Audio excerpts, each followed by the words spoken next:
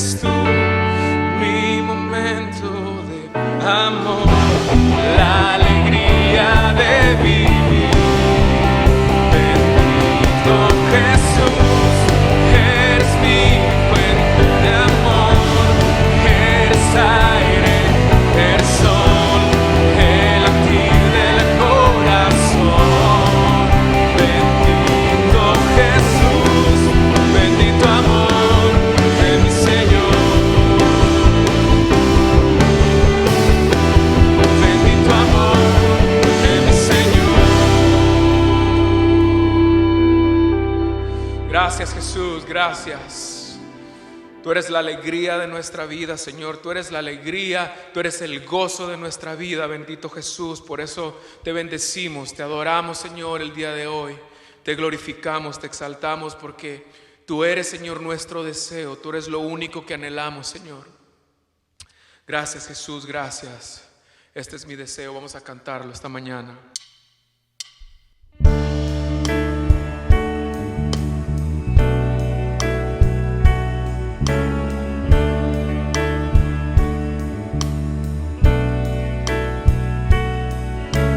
Este es mi deseo,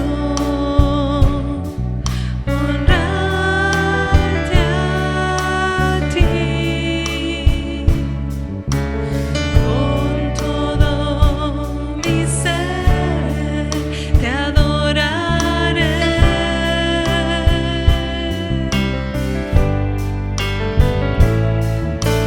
con todas mis fuerzas te alabaré.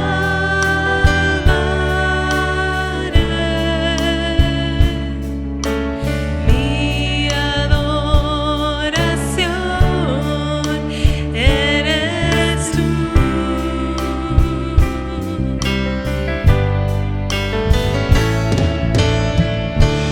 Hoy te rindo mi ser, te doy mi corazón. Yo vivo para ti en cada palpitar, mientras hay aliento en mí. Dios, haz tu obra en mí.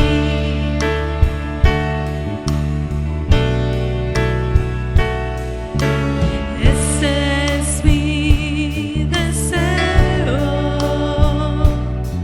honrarte a ti, con todo mi ser te adoraré.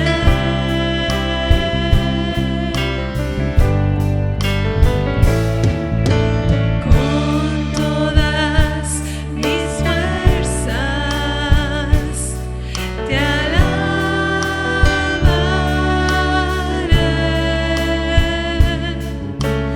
Mi adoración eres tú.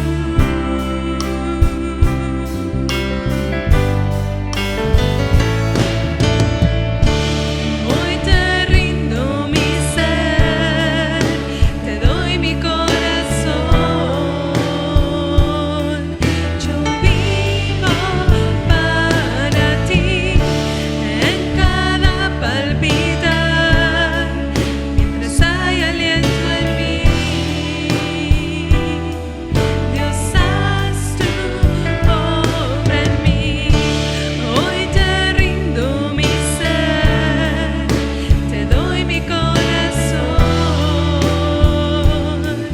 Yo vivo para ti en cada palpitar, mientras hay aliento en mí. Dios, haz tu obra en mí.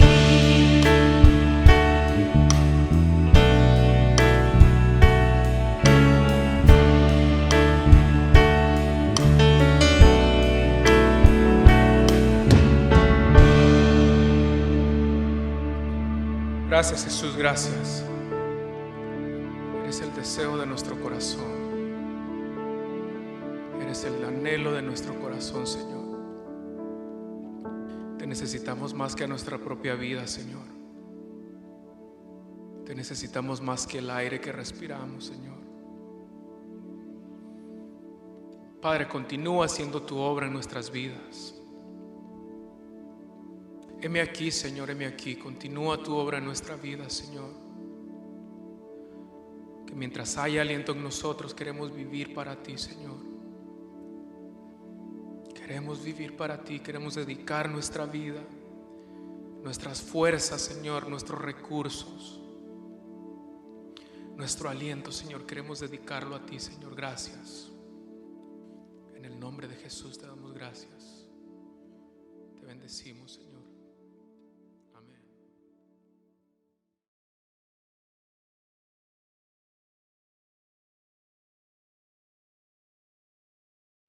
Saludos a todos. Es una bendición para mí tener hoy una nueva oportunidad de compartir con ustedes el mensaje de la palabra del Señor.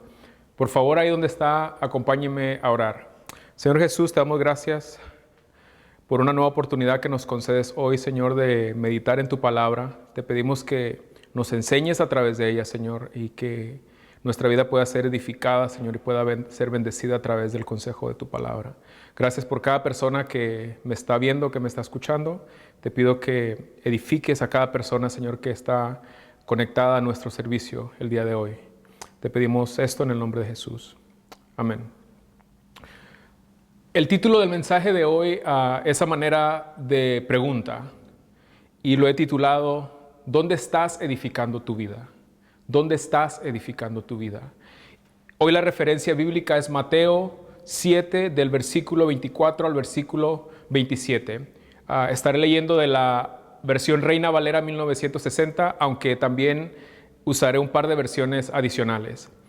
A manera de introducción, permítame darle un contexto muy breve y muy general de los versículos que hoy vamos a leer. Los últimos versículos del capítulo 7 de Mateo forman parte del final de lo que conocemos como el Sermón del Monte o el Sermón de la Montaña. Y ese Sermón de la Montaña o Sermón del Monte abarca desde el capítulo 5 hasta el capítulo 7 de Mateo. El Sermón del Monte contiene las primeras enseñanzas de Jesús al inicio de su ministerio o de su misión aquí en la tierra. Contiene los principios por los cuales los creyentes debemos vivir y la conducta que debe caracterizar la vida de los discípulos de Cristo. Algunos se refieren al Sermón del Monte como las leyes del reino de Dios. Entre las enseñanzas que forman o conforman el Sermón del Monte está lo que conocemos como las bienaventuranzas. También encontramos enseñanzas sobre la oración, por ejemplo, sobre el trato hacia los demás, sobre el enojo, sobre la generosidad. Jesús también habla de las dos puertas, las puertas por las que una persona puede entrar a una eternidad en el infierno, y también habla Jesús de la puerta por la que una persona puede entrar a una eternidad con Dios en el cielo. En los versículos, antes de llegar al versículo 24, donde vamos a iniciar el estudio de hoy, Jesús habló de los falsos profetas. Y en esa misma sección también habló de los falsos creyentes o de los falsos cristianos. En fin, el Sermón del Monte contiene una serie de enseñanzas esenciales para nuestra vida como discípulos de Cristo, como discípulos de Jesús. En los versículos de Mateo 7 que vamos a leer, Jesús usa una analogía, una comparación para transmitir una enseñanza. Cuando uno estudia las enseñanzas de Jesús, uno se da cuenta que hubo muchas veces en las que Jesús usó analogías o comparaciones o lo que conocemos como parábolas. Y lo hizo para enseñar verdades del reino de Dios. Usó ilustraciones y ejemplos de la vida cotidiana, de la vida natural, de la vida física, para enseñarnos verdades y principios espirituales. Jesús hizo uso de diferentes tipos o estilos literarios, diferentes estilos de narrativa, con la intención de que las personas que escuchaban sus enseñanzas comprendieran, asimilaran, entendieran las enseñanzas que él daba. Y obviamente el deseo y el corazón de Jesús no solo fue que los oyentes de su generación comprendieran sus enseñanzas, también pensó en la gente de todos los tiempos y de todo el mundo. Y hoy vamos a estudiar una de esas parábolas o una de esas analogías. Por favor, acompáñenme a leer Mateo del versículo 24 al versículo 27. Cualquiera pues que me oye estas palabras y las hace, le compararé a un hombre prudente que edificó su casa sobre la roca. Descendió lluvia y vinieron ríos y soplaron vientos y golpearon contra aquella casa, y no cayó porque estaba fundada sobre la roca. Pero cualquiera que me oye estas palabras y no las hace, le compararé a un hombre insensato que edificó su casa sobre la arena. Y descendió lluvia y vinieron ríos y soplaron vientos y dieron con ímpetu contra aquella casa, y cayó y fue grande su ruina. En esta ocasión, la historia que nos presenta Jesús al final de Mateo 7 tiene como actores principales a dos hombres.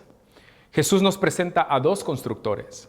Estos dos constructores representan dos tipos de personas, dos tipos de pensamiento, dos tipos de visión de vida, dos tipos de razonamiento y dos tipos de comportamiento o de conducta. Podemos decir que representan estos dos hombres dos estilos o dos formas de vida.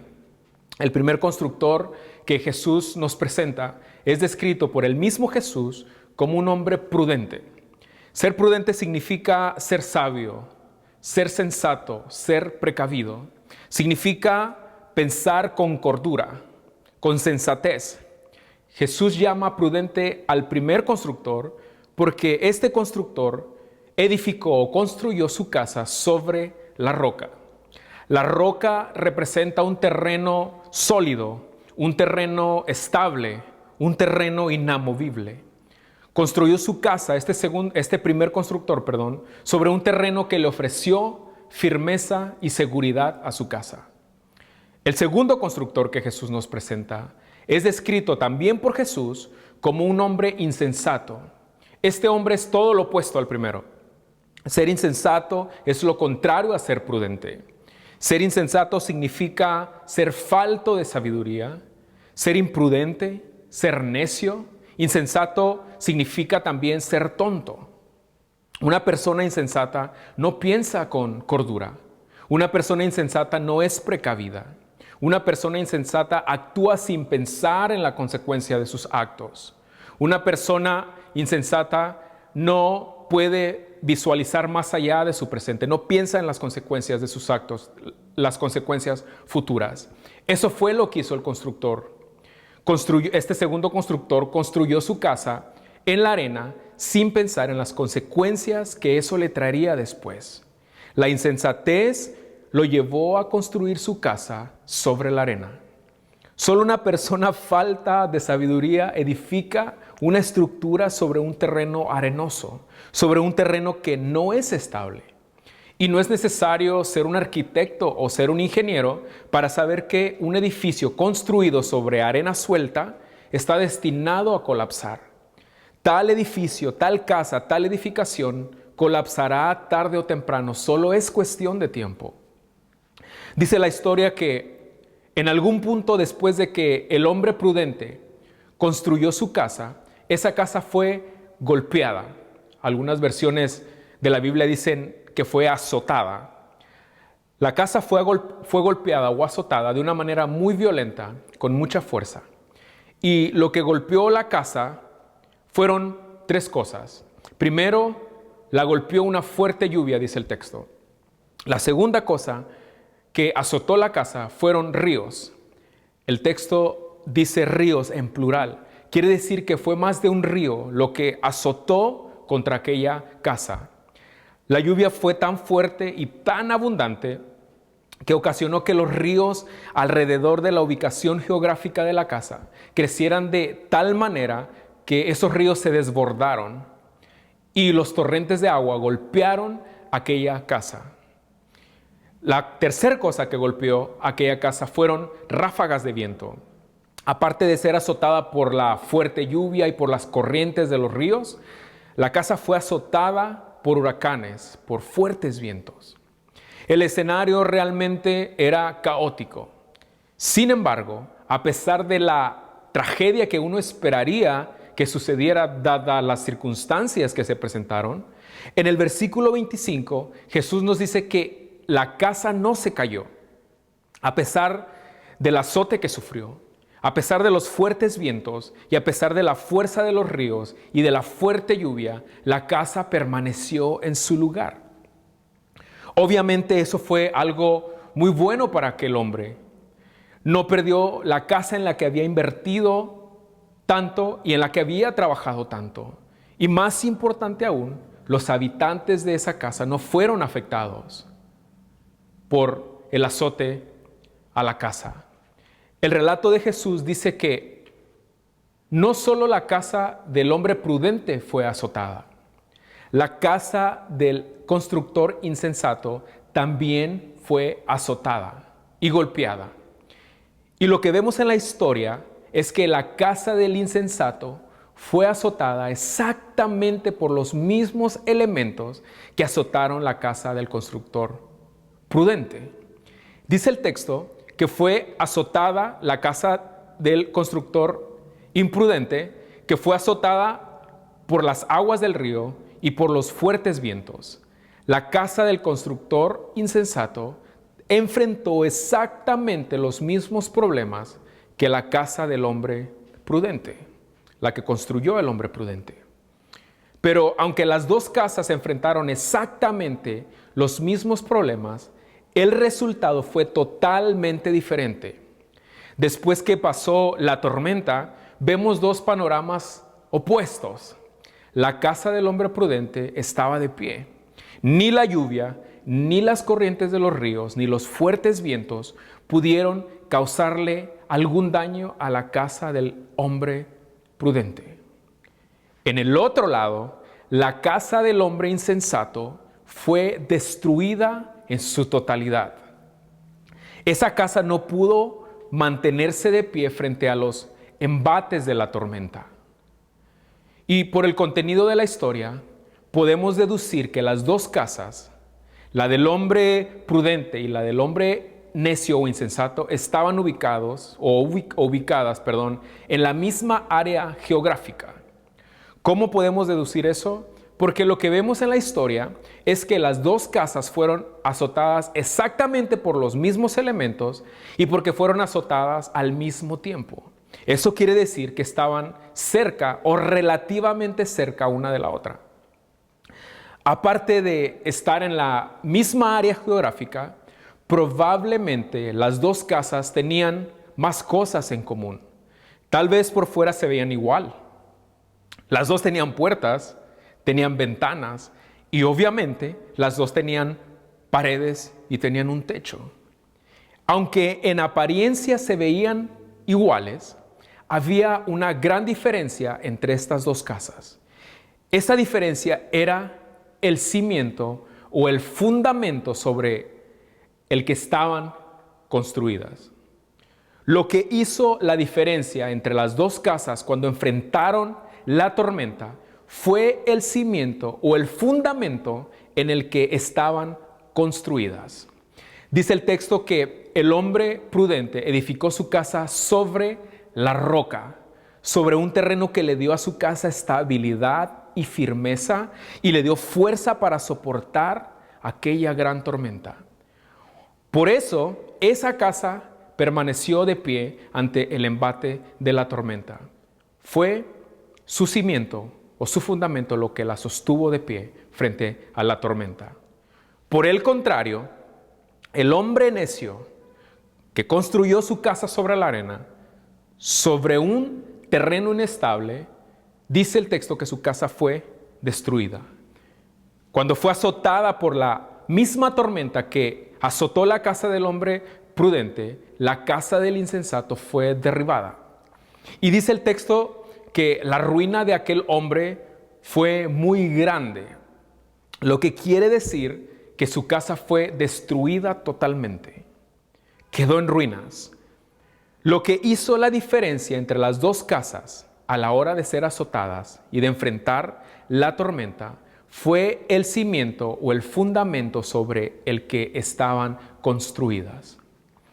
Y precisamente el centro o el corazón de la enseñanza de Jesús en el pasaje que estamos estudiando es acerca de los dos cimientos o fundamentos sobre los que el ser humano puede construir su vida. Hoy Jesús nos va a invitar a reflexionar y a preguntarnos cuál es el fundamento o el cimiento sobre el que estamos edificando, construyendo nuestra vida.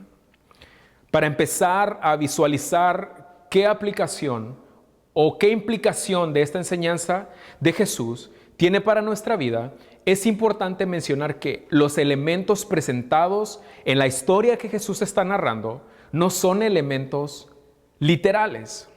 Recordemos que Jesús está haciendo una comparación, está usando una analogía. Por lo tanto, los elementos de esta historia que Jesús nos presenta son elementos en sentido figurado, no son elementos en sentido literal. La casa, en esta enseñanza que Jesús nos está presentando, representa nuestra vida y todo lo que nuestra vida implica. Nuestros pensamientos, nuestra vida espiritual. La casa presenta nuestra relación con Dios, nuestra relación con los demás, nuestra relación con nosotros mismos.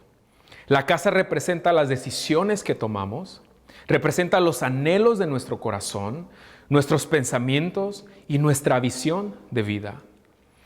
En la Biblia, una casa también significa o simboliza la familia, el hogar. Así que, si queremos construir nuestra vida y nuestras familias, es importante reflexionar acerca del cimiento en el que estamos edificando o en el que estamos construyendo nuestra vida y nuestras familias y todo lo demás alrededor de eso. Como el centro de la enseñanza de Jesús es acerca del cimiento o el fundamento sobre el que se construye una casa, veamos una vez más el texto para saber cuál es ese cimiento o ese fundamento al que se refiere Jesús. Es importante saber qué o quién representa la roca en este pasaje. Las Escrituras nos enseñan que Cristo es la roca, Cristo es la piedra angular. Hay muchas referencias bíblicas sobre eso, sobre Cristo como la roca, como la piedra angular, pero hoy yo solo voy a compartir un par de esas referencias. Primera de Pedro 2:4 dice esto, vamos a leerlo. Acercados a Él, la piedra viva, desechada ciertamente por los hombres, mas para Dios escogida y preciosa. En Isaías también leemos esto sobre Cristo.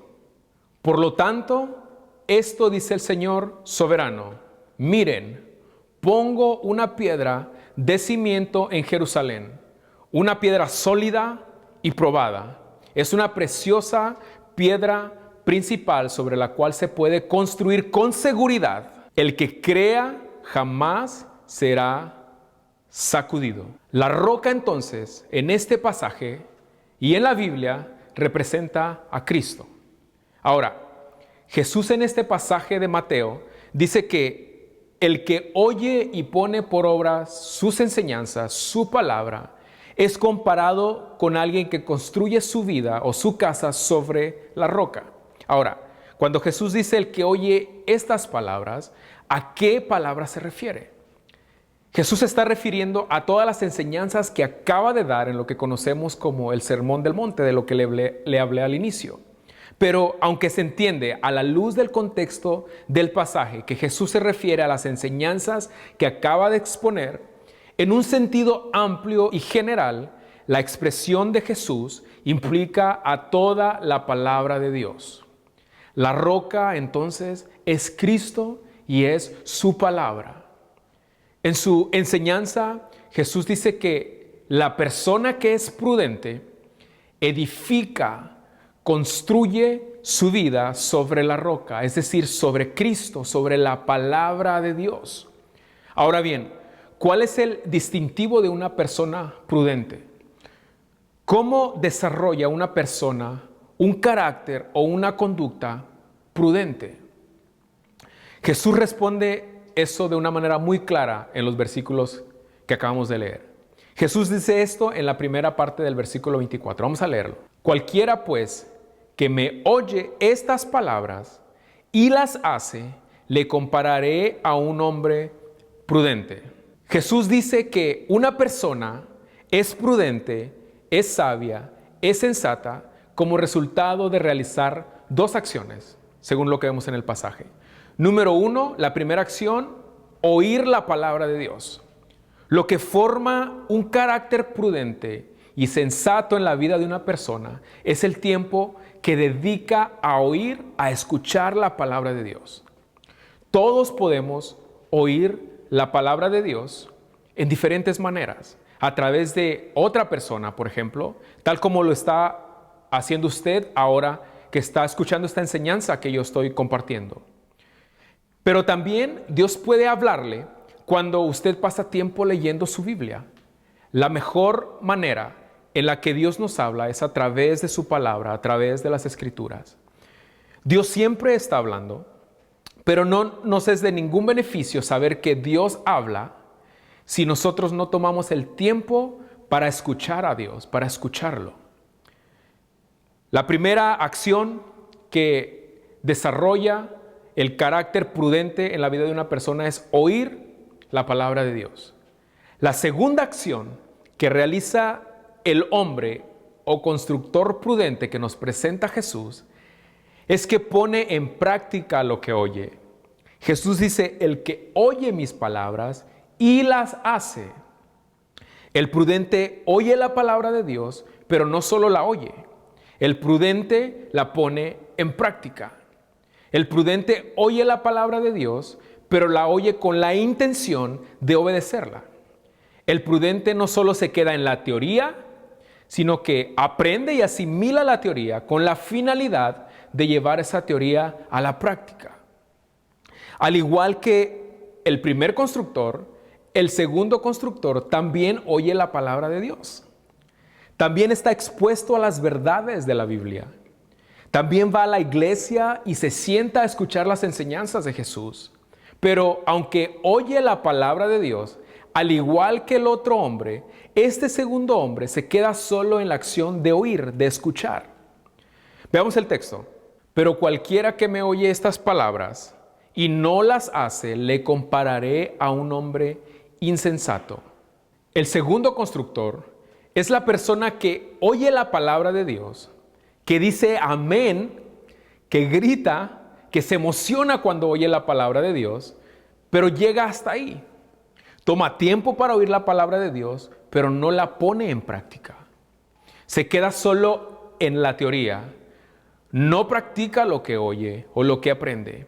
El segundo constructor representa a una persona que escucha la palabra de Dios, muchas veces solo para cumplir una práctica o una responsabilidad religiosa. Lo hace para cumplir muchas veces con un ritual, otras veces oye la palabra de Dios por costumbre. Y aunque este tipo de personas oyen la palabra de Dios, no tienen la mínima intención de permitir que la palabra de Dios gobierne sus vidas. Oyen la palabra de Dios, pero no les interesa someterse al señorío de Cristo. Oyen la palabra de Dios, pero no les interesa dejar que la palabra de Dios cambie en sus vidas todo lo que no le agrada a Dios. Son personas que muchas veces se jactan de poder recitar muchos textos de la Biblia de memoria, pero cuando la palabra de Dios los confronta, se niegan a recibir la disciplina del Señor. Según lo que nos está enseñando Jesús hoy, este tipo de personas que oye la palabra y no lo hace, está edificando su vida, su familia y todo lo demás sobre la arena. La arena representa lo superficial de las cosas de este mundo. Construir sobre la arena significa poner las esperanzas o la esperanza y la confianza en las cosas pasajeras de este mundo. Construir sobre la arena es construir sobre apariencias. Desde afuera, la casa de aquel hombre insensato se veía igual que la que estaba construida sobre la roca, pero todo eran simples apariencias. Construir en la arena es poner la fe y la confianza en filosofías y en teorías humanas. Construir sobre la arena es construir sobre la vanidad de la vida. Hace un momento mencioné que según lo que uno ve en la historia que está narrando Jesús, uno puede deducir que los dos hombres construyeron su casa en la misma área geográfica. Deducimos eso porque, como lo mencioné hace rato, las dos casas fueron azotadas por la misma tormenta al mismo tiempo. Si los dos construyeron en la misma área, ¿cómo es que un hombre construyó sobre la roca y el otro sobre la arena? Eso es una muy buena pregunta. En algunas partes de Palestina hay terrenos que por encima son arenosos, pero bajo esa superficie arenosa hay un terreno rocoso. Y para llegar a la superficie rocosa hay que tomarse el tiempo y el esfuerzo de escarbar, de taladrar a través de la arena. Lucas, que también registró este mismo relato, dice esto en relación a lo que Jesús está hablando. Esto es lo que dice Lucas en su relato. Si alguien se acerca a mí y escucha lo que yo enseño y me obedece, es como el que construyó su casa sobre la roca. Hizo, es decir, perforó o cavó un hoyo profundo hasta encontrar la roca y allí puso las bases. No necesitamos ser constructores para saber que no es tan fácil perforar un terreno rocoso. A lo mejor hoy en día sí lo es por toda la maquinaria con la que contamos hoy en la actualidad. Pero en los tiempos de la Biblia no contaban con esas máquinas. Para construir la casa sobre la roca, el hombre prudente tuvo que invertir tiempo y mucho esfuerzo. Tuvo que invertir dinero para comprar herramientas y lo más seguro es que tuvo que invertir en contratar trabajadores para que lo ayudaran. Pero aunque el constructor prudente sabía que construir la casa sobre la roca sería un proyecto difícil y costoso, sabía que a la larga ese esfuerzo valdría la pena. Y eso fue muy evidente cuando la casa que construyó fue golpeada por la tormenta. A pesar de la violencia con que fue azotada la casa no fue destruida porque estaba construida sobre un fundamento sólido. Por el contrario, el hombre insensato, el necio, tomó atajos y construyó su casa sobre la arena. Prefirió tomar el camino más fácil, el camino más rápido. Edificar su casa sobre la arena le costó muy poco esfuerzo y muy poca inversión. Seguramente el tener resultados en muy poco tiempo lo hizo sentir inteligente. Pero como lo vemos en la historia, el resultado de sus acciones manifestaron la gran ignorancia que tenía, manifestaron su falta de sabiduría y de prudencia. Tanto la casa que fue construida en la roca como la que fue construida en la arena enfrentaron tormentas. Las tormentas en la Biblia representan las dificultades y los problemas que enfrentamos en la vida. El hecho de que las dos casas fueran azotadas por la tormenta nos enseña que no importa sobre el fundamento en que edifiques tu vida, sea en la roca o sea en la arena, las dificultades tarde o temprano azotarán tu casa. Entiéndase, tu vida. Por ahí anda una doctrina que obviamente no es bíblica, que dice que los creyentes verdaderos, dicen ellos, los que edifican su vida en Cristo, no están supuestos a enfrentar las tormentas en la vida o de la vida. Dicen que los creyentes no se deben enfermar, por ejemplo. Dicen que no deben padecer escasez. Esa doctrina dice que los creyentes, que los que edifican su vida en Cristo, no deben sentir tristeza, no deben sentir dolor, etcétera, etcétera. Pero lo que vemos en esta enseñanza de Jesús es que las tormentas golpean la casa que está fundada sobre la roca de la misma manera en que golpean la casa que está fundada sobre la arena. Lo que determina si la casa se mantiene de pie o se destruye frente a las tormentas no es la fuerza de las tormentas, sino la fundación o el cimiento sobre en el que la casa está construida.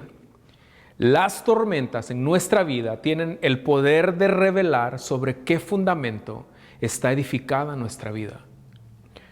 Todo estaba bien para el hombre que construyó la casa sobre la arena hasta que llegó la tormenta. La tormenta puso al descubierto el fundamento en el que la casa de este constructor insensato estaba fundada o construida o edificada. Cuando vio su casa convertida en escombros, se dio cuenta que de nada sirve construir sobre la arena. Se dio cuenta que, como dice el dicho, lo barato sale caro. De nada sirve construir nuestra vida, nuestra familia, sobre la arena si tarde o temprano todo será destruido. De nada sirve. Para muchos, vivir desobedeciendo la palabra de Dios es mucho más fácil que vivir gobernados por los principios de la palabra de Dios.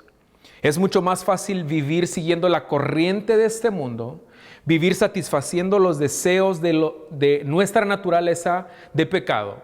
Pero la palabra de Dios dice que lo que sembramos, eso cosecharemos. Gálatas 6, del versículo 7 al 8, lo dice así, vamos a leerlo. No se engañen, de Dios nadie se burla. Cada uno cosecha lo que siembra. El que siembra para agradar su naturaleza pecaminosa, de esa misma naturaleza cosechará destrucción. El que siembra para agradar al Espíritu, del Espíritu cosechará vida eterna. Sembrar para agradar a la naturaleza pecaminosa es construir sobre la arena. Y dice el texto que va a llegar el día en que construir sobre la arena resultará en destrucción. Todo es cuestión de tiempo. Como lo mencioné hace un momento, todo era felicidad para el hombre que construyó su casa sobre la arena hasta que llegó la tormenta. Ese día que llegó la tormenta, ese hombre insensato cosechó lo que había sembrado. Ese día el hombre se dio cuenta que su necedad lo llevó a la ruina. Se dio cuenta que construir sobre la arena es lo más fácil, pero resulta muy doloroso. Se dio cuenta que construir en la arena da resultados rápidos, pero no da resultados duraderos.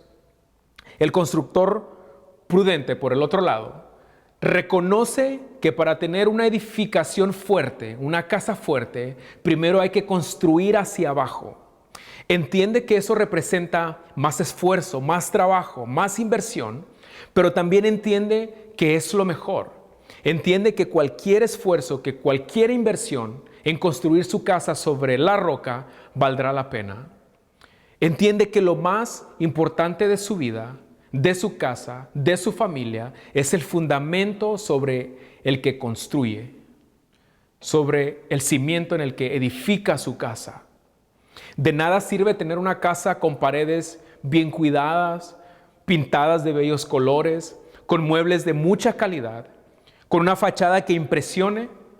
Eso nada sirve si el fundamento no va a sostener esa casa cuando nos lleguen las tormentas.